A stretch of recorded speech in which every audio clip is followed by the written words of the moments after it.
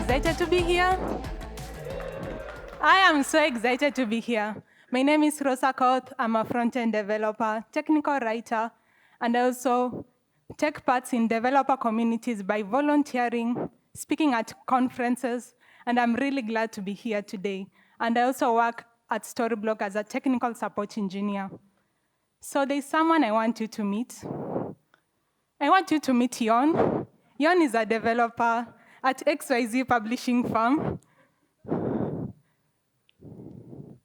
XYZ Publishing Firm wants to localize its content to reach a wider audience, but there is a challenge that Yon is facing. And I want us to understand the challenge that Yon is facing.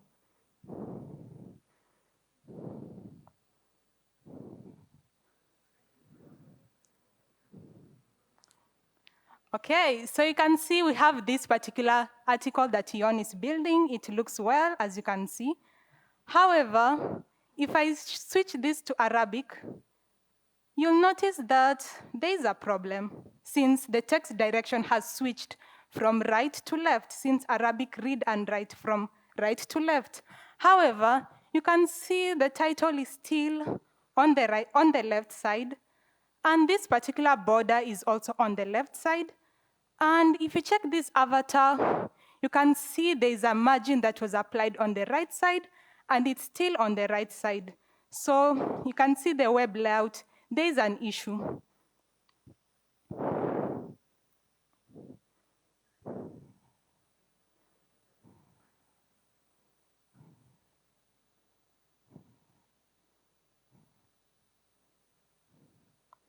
So this clearly shows us that web layout is not a one-size-fits-all solution. And our mission today is to create web layouts that caters to all users, regardless of their preferred reading direction. So join me today as I talk to you about reimagining web layout for multilingual content.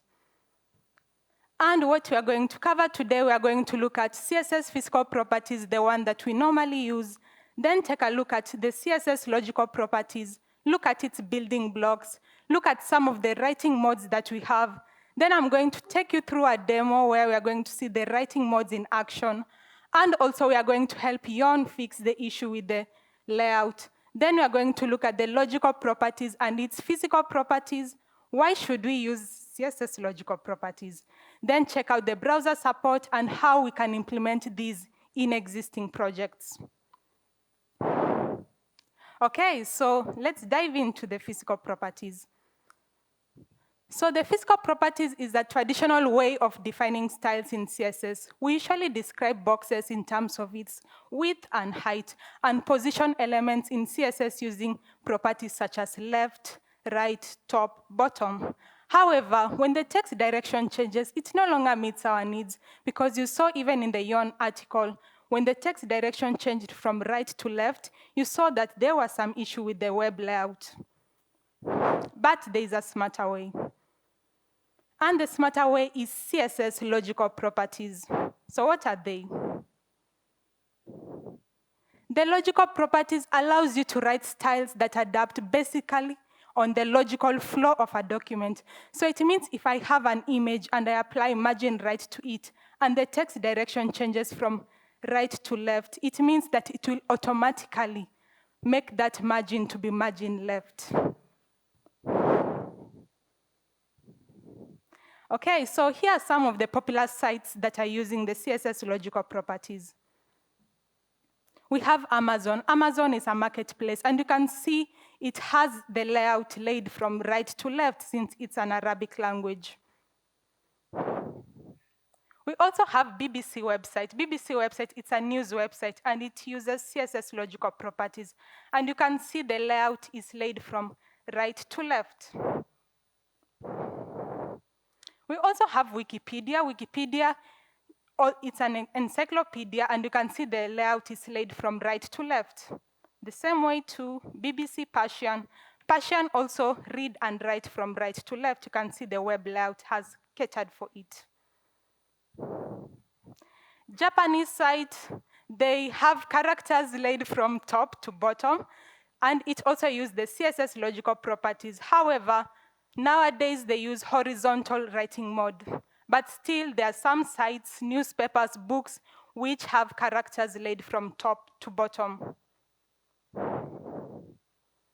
Okay, so let's dive into the building blocks that we have for the CSS logical properties. The first one we have is the block dimension. And the block dimension, you can think of it of how contents are placed. Like paragraphs, they're placed from top to bottom. So that's the block dimension. Then the second one is inline dimension. You can think of it of how text flows in a sentence. And in English, it flows from left to right.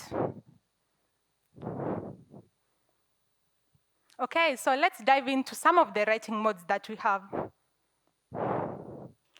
So we have horizontal writing mode, which is horizontal top to bottom. And you can see for the English language, the inline dimension is laid horizontally, beginning from left to right. And we have inline start, that's where it starts from, and inline end, where it ends from.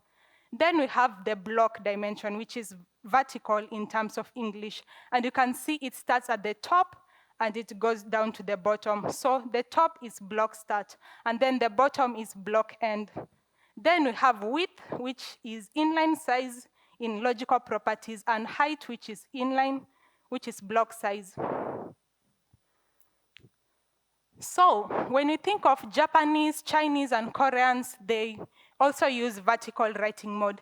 And there, the inline and the block dimension are going to interswitch. So the inline direction is going to be vertical, where we have inline start at the top, inline end at the bottom, and then we have block direction since they read from vertical right to left. So the block direction is going to start from the right, which is block start, and then it's going to end on the left, which is block end. Okay, so this is a simplified image which shows you the horizontal languages we have and the vertical languages, which are Chinese and Japanese. For the horizontal language, the inline is horizontally, while the block is vertically. While for the vertical languages, the inline and block dimension are going to interswitch, where we are going to have the block dimension being horizontally, while the inline dimension being vertically. Okay, so this is an interesting and exciting part where we're going to now see these in demo.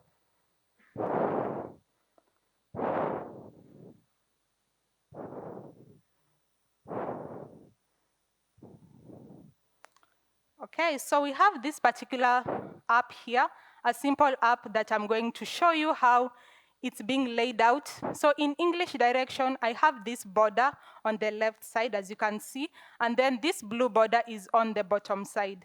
So in this particular simple app, I've been able to use the CSS logical properties. And if I change this to Arabic, you can see now the red border has shifted automatically to the right side, while the blue border is still at the bottom.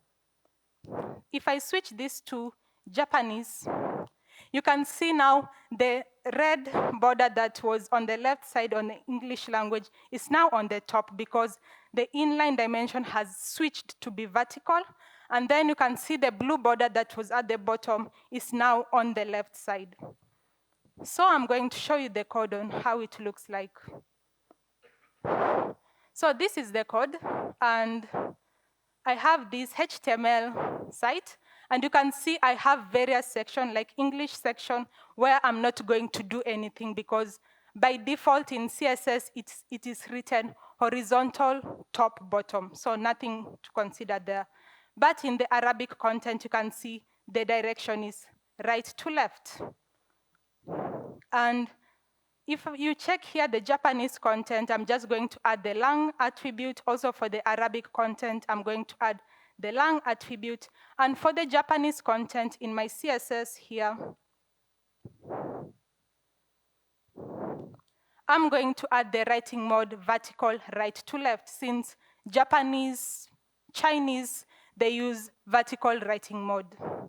And you can see right here, I just have these H2 element here where I've just been able to use border inline start, padding inline start, and border block end. So with that just specific site, it's going to cater for all the writing direction that I have in my site, instead of me writing separate styles for right to left languages and vertical languages. Okay, so the next point now, we are going to now help Yon fix this issue. So you can see this particular header is still on the left side, and this border is still on the left side, and this particular avatar, the style is not applied correctly. So we are going to fix that.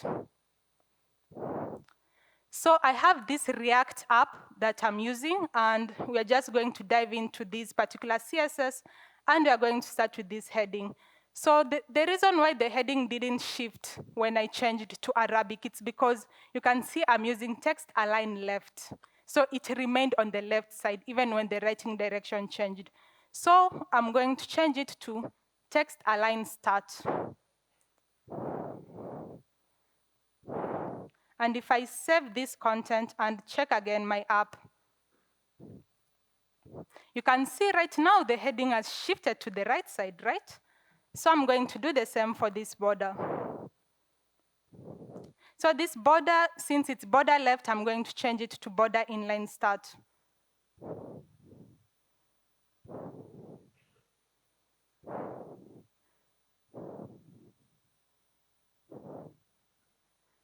And then for the padding left, I'm also going to change it to padding inline start.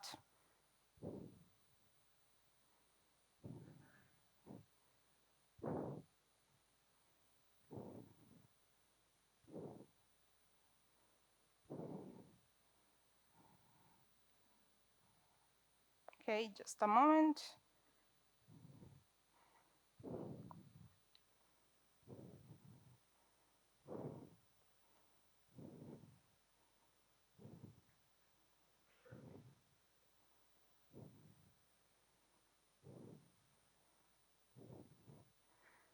Okay, so if I check my site, you can see the border is now on the right side, which is correct.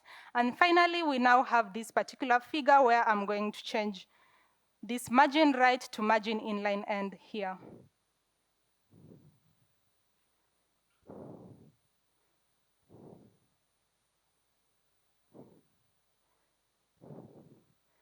Okay, so now if I check my site, you can see it works. It looks exactly as it's supposed to look. So if I switch this to English, you can see how the article looks like. And if I switch this to Arabic, you can see the header, the blue border, and also the avatar, the styles are applied correctly. Okay, so now we are going to continue with the slides.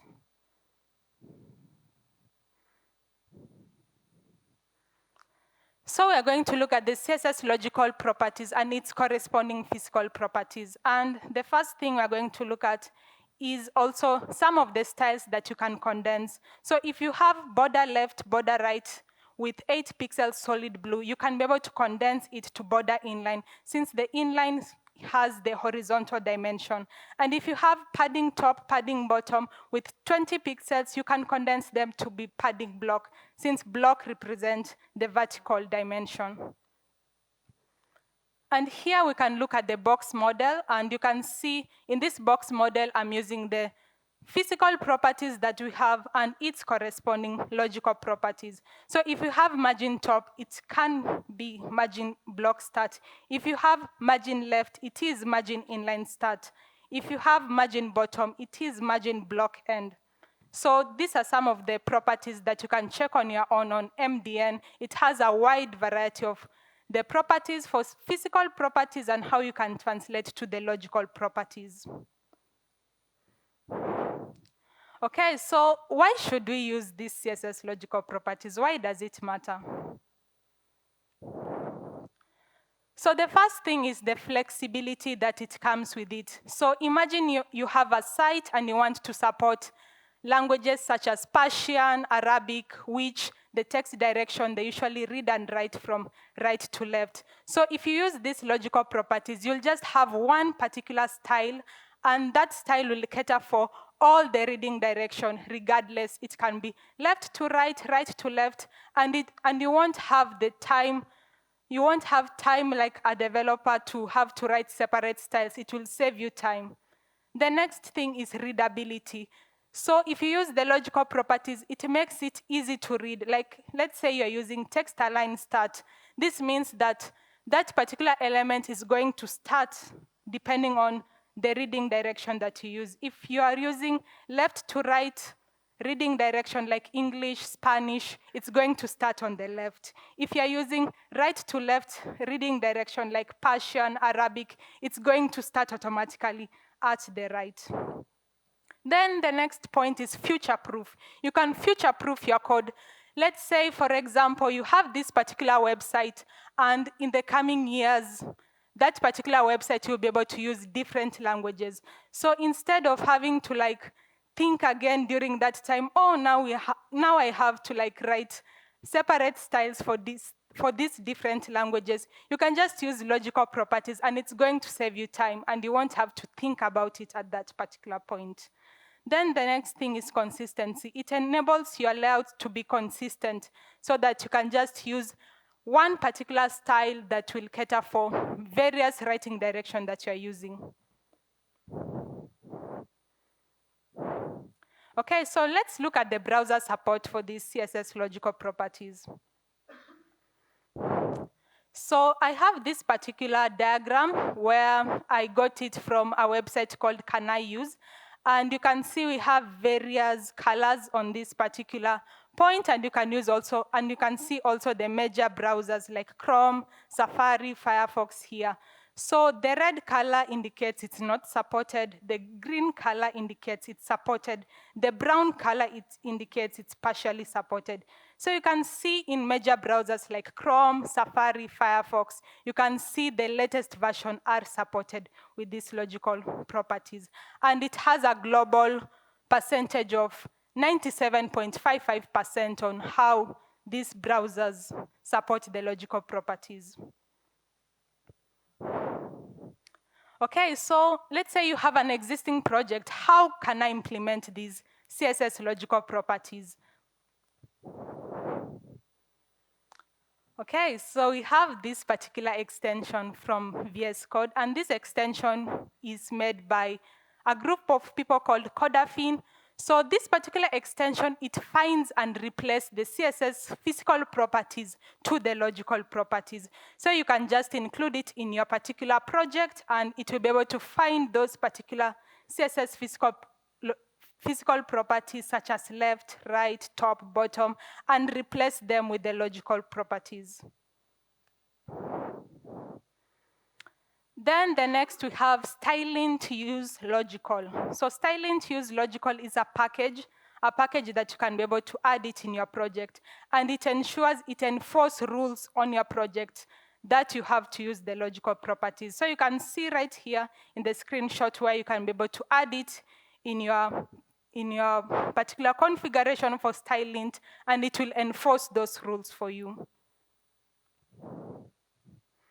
Okay, so in conclusion, you can see how a simple change in CSS can have an impact on the user's experience, fostering a web that is welcoming to all. And these particular logical properties will save you developers time, especially if you have a particular website that you're working with a client, and that client says, I want to reach audiences that comes from I want to use languages such as Arabic, Persian. So it will save you time. You won't have to write separate CSS style sheets for right to left languages, but you'll just use the CSS logical properties, and it's going to cater for it all for you. Thank you so much for listening to my talk.